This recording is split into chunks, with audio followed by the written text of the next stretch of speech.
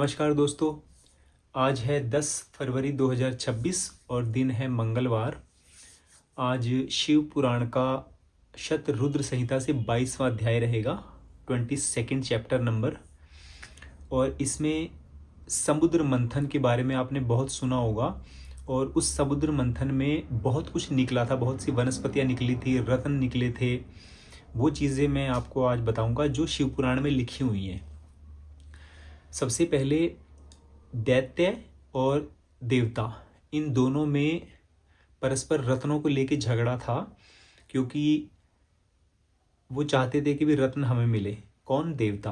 और दैत्य चाहते थे कि रत्न जो है वो उस पर हमारा अधिकार है। क्यों? क्योंकि जो जलंधर था वो भी एक दैत्य था और सागर के पुत्र का नाम जलंधर था। तो इस वजह से जो है दैत्य ये समझते थे कि जो समुद्र है वो हमारी प्रॉपर्टी है ना। तो इसलिए वो कहते थे कि भी सारे रत्न हमें मिलने चाहिए। इस वजह से दोनों में वाद विवाद छिड़ गया। नीलकंठ महादेव का व्लॉग भी किस दिन करेंगे, आपको भी दर्शन करवाएंगे। तो दोस्तों, जो विष था वो तो धारण हो गया। उसके बाद जो है रत्न निकलने शुरू हुए। उन रत्नों में जैसे वनस्पतियाँ निकली, कई चीज़ें निकली, वेद निकले, पुराण भी निकले। और वनस्पतियों में जैसे क्या बोलूँ, 14 विद्याएं निकली। और ये कौस्तुभ मणि, ये रत्न, सबसे बड़ा रत्न जो है वो कौस्तुभ मणि कहलाया जाता है। और इस कौस्तुभ मणि को भगवान विष्णु ने धारण किया। उसमें माता लक्ष्मी निकली और शंख निकला। माता लक्ष्मी, शंख, कौस्तुभ मणि और खड्ग, ये 4 चीज़ें जो थी वो भगवान विष्णु ने ले ली। माता लक्ष्मी को उन्होंने पत्नी रूप में स्वीकार कर लिया। और कई चीज़ें, वनस्पतियाँ जो थी, जो जड़ी बूटियाँ वगैरह निकली, उनमें से धन्वंतरी जो थे वो सबसे बड़े वैद्य माने जाते हैं। धन्वंतरी को मनुष्यों ने ले लिया। और आज जैसे कई मेडिकल स्टोर वाले अपने मेडिकल का नाम, केमिस्ट का नाम जो है वो धन्वंतरी रख देते हैं। कई डॉक्टर्स जो हैं अपने क्लिनिक का नाम धन्वंतरी रख देते हैं, है ना। परवोर में भी एक क्लिनिक है, वैद्य बैठते हैं जो आयुर्वेदिक ही मेडिसिन देते हैं, उनका नाम भी है धन्वंतरी क्लिनिक, है ना। तो धन्वंतरी सबसे बड़े वैद्य थे। उसके बाद कामधेनु जो थी वो ब्राह्मणों ने ले ली या मुनियों ने, ऋषियों ने ले ली। कामधेनु एक ऐसी गाय थी जिसके आगे आप हाथ जोड़कर कुछ भी मांगे, खाने पीने की वस्तु, तो वो आपके सामने तत्काल आ जाती थी, है ना। और एरावत हाथी निकला और उच्चैश्रवा घोड़ा निकला। ये वो चीज़ें हैं जो भागवत गीता में भगवान कृष्ण ने वासुकी नाग दे देते हैं। वासुकी नाग को रस्सी के रूप में इस्तेमाल किया जाता है। अब सवाल आता है कि मंदराचल की मदानी मिल गई, वासुकी की रस्सी मिल गई, अब वो मंदराचल पर्वत टिकेगा किस पे? वो जब रस्सी घुमाते थे, उधर से देवता खींचते थे, इधर से दानव खींचते थे, तो वो मदानी यानी मंदराचल पर्वत गिर जाता था। अब उसको नीचे टेक लगाने के लिए, सपोर्ट देने के लिए किसी और चीज़ की भी आवश्यकता थी। तब सभी देवता और दानव जो हैं भगवान विष्णु के पास फिर से जाते हैं कि हे भगवान, हमारी सहायता कीजिए, मंदराचल पर्वत टिक नहीं रहा है, बार बार गिर रहा है। अब इस पर भगवान विष्णु ने कछुए का अवतार धारण किया। और इसको संस्कृत भाषा में कूर्म भी बोलते हैं, कूर्म अवतार। इसमें कूर्म पुराण जो है वो अलग से पुराण कहा गया है।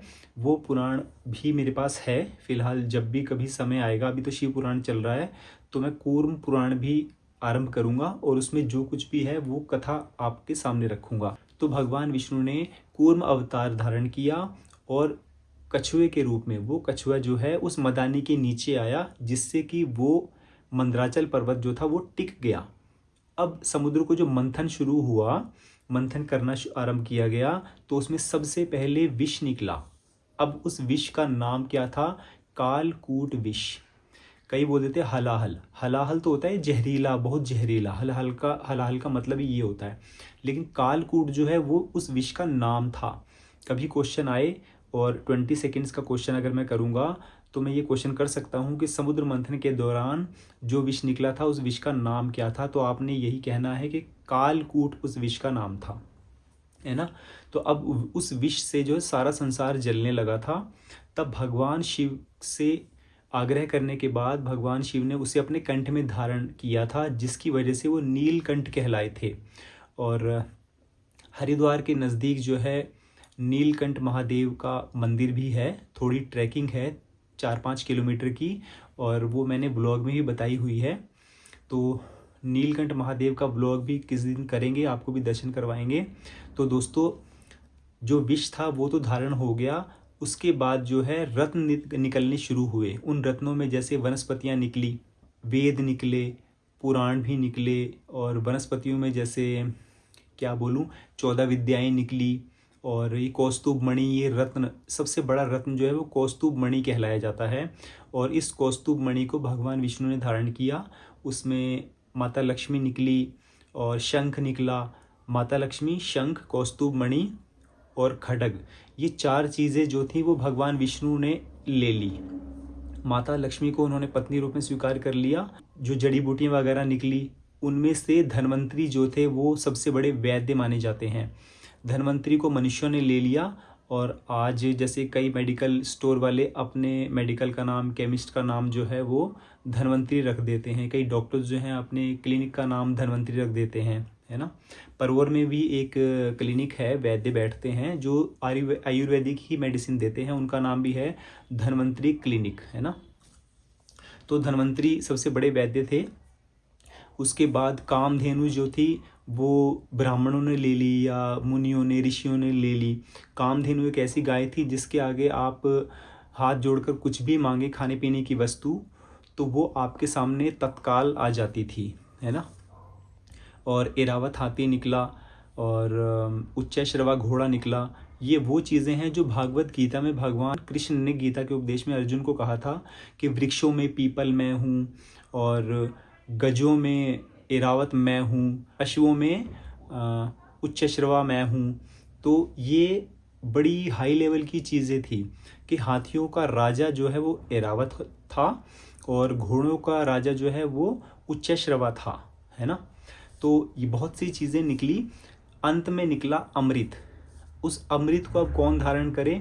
दैत्य और देवता जो है परस्पर झगड़ा करने लगे, उनमें युद्ध छिड़ गया, और उसी युद्ध के चलते भगवान विष्णु ने जो है एक सुंदर स्त्री का रूप धारण किया, और वो अमृत का कलश जो है अपने हाथों में ले लिया, और देवताओं और दैत्यों से कहा कि तुम लाइन में बैठ जाओ, मैं थोड़ा थोड़ा अमृत जो है सबको पिला के अमर कर दूंगा, क्योंकि वो अमृत ही ऐसा था कि जो भी पी ले वो अमर हो जाए। तो इसीलिए पहले देवताओं की बारी आई, और देवताओं को वो अमृत पिलाना शुरू किया। उसके बाद जो उस समुद्र मंथन से सुंदर स्त्रियां निकली थी, उन सुंदर स्त्रियों ने दैत्यों का मोहन कर लिया, सम्मोहन कर लिया। वो उन्हीं के ख्यालों में खोने लगे, और विष्णु भगवान ने वो अमृत जो है सब सारा का सारा जो है देवताओं को ही पिला दिया। अब दैत्य कुछ नहीं कर पाए, अमृत का कलश जो है खाली हो गया। जैसे चंद्रमा भी निकले, उस चंद्रमा को भी भगवान शिव ने धारण किया। जब विष निकला तो चंद्रमा भी निकला, और चंद्रमा का रूप बड़ा भयंकर था उस समय, तो भगवान शिव ने चंद्रमा को अपने शीश पे धारण किया। तो दोस्तों, ये शिव पुराण का शतरुद्र संहिता का 22वां अध्याय मैंने आपको बतलाया। नेक्स्ट अध्याय जो भी होगा वो फिर से चर्चा करेंगे। अभी दीजिए इजाज़त। जय श्री राम।